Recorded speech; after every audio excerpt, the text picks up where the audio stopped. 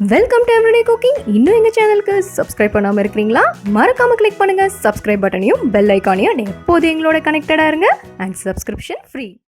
இன்றைக்கி நம்ம சுக்குமல்லி காஃபி பொடியும் சுக்குமல்லி காஃபியும் எப்படி செய்கிறதுன்னு பார்க்கலாம். இதுக்கு ஒரு 1/4 கப் அளவுக்கு முழு மல்லி எடுத்துக்கோங்க. இதை லைட்டாக வறுத்துக்கலாம்.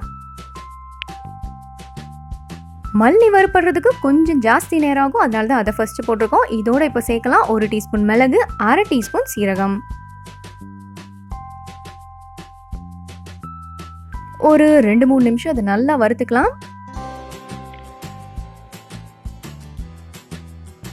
இதோ சூப்பராக வறுபட்டுருச்சு. இப்போ இதை மிக்ஸி ஜாருக்கு மாற்றிக்கலாம்.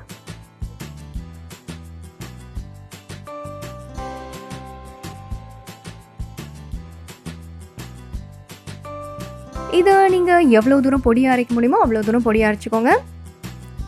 இதோ ரெடி ஆயிடுச்சு.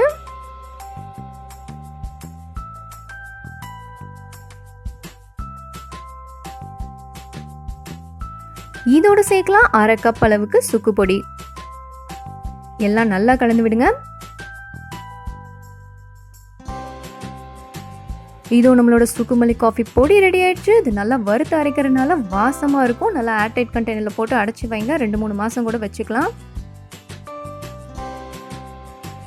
இதை சில பேர் வறுக்காமல் கூட அரைப்பாங்க அண்ட் இன்னும் சில பேர் லைட்டாக வறுத்துக்குவாங்க, ஏன்னா அந்த வாசம் வரதுக்காக. பட் எப்படினாலும் இது ரொம்ப ரொம்ப நல்லாயிருக்கும். இப்போ இதை வச்சு காஃபி ரெடி பண்ணிக்கலாம். 1 டம்ளர் தண்ணி எடுத்துக்கோங்க. 1 டம்ளர் தண்ணிக்கு 1 டீஸ்பூன் இந்த பவுடர். நல்லா கொதி வரட்டும்.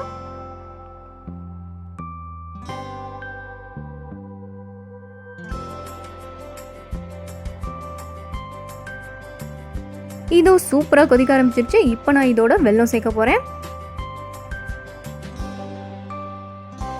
வெல்லம் கரையிற வரைக்கும் கொதிக்கட்டும், அதுக்கப்புறம் ஆஃப் பண்ணிக்கலாம். இதோ ரெடி ஆயிடுச்சு. அண்ட் இதுக்கு நீங்கள் வெல்லம் தான் யூஸ் பண்ணணும் அப்படின்னு கிடையாது. கருப்பட்டி, பனங்கல்கண்டு அண்ட் ஈவன் சுகர் கூட ஆட் பண்ணிக்கலாம்.